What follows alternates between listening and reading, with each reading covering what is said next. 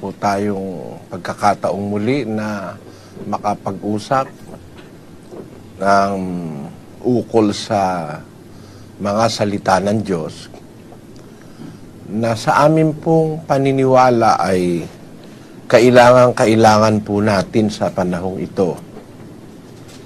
Kung inyo pong napapansin ang takbo ng sanlibutan ngayon naman kasi hindi na mahirap malaman ang nangyayari sa paligid-ligid hanggang sa ibang mga bansa dahil sa paraan ng komunikasyon ngayon.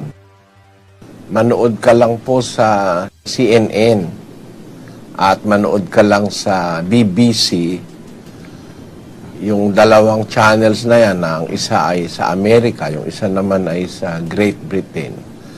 Makukuha mo na halos lahat ng nangyayari sa iba't ibang panig ng mundo.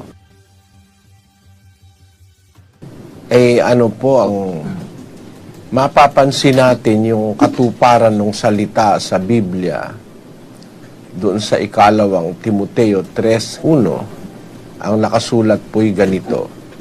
Datapot alamin mo ito, na sa mga huling araw ay darating ang mga panahong mapanganib. Ang salitang ipinagpauna ni Pablo sa banal na kasulatan,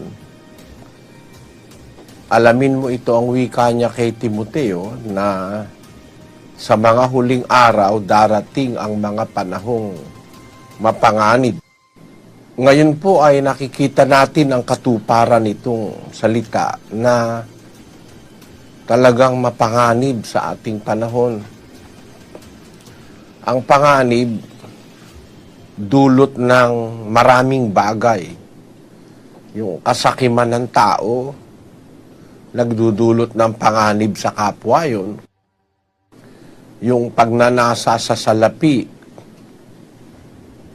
nagdudulot din ng panganib yun sa kapwa. Yung pagnanasa sa tungkulin, kagaya ng nangyayari sa iba-ibang bansa, nagdudulot din ng panganib yun. At hindi lang yun ang panganib, kundi yung mga dumarating na kalamidad na natural calamities, at hindi lang po yun, pati yung calamities caused by man. Yung recklessness ng tao, gaya nung mga tinatawag nating nuclear power plants na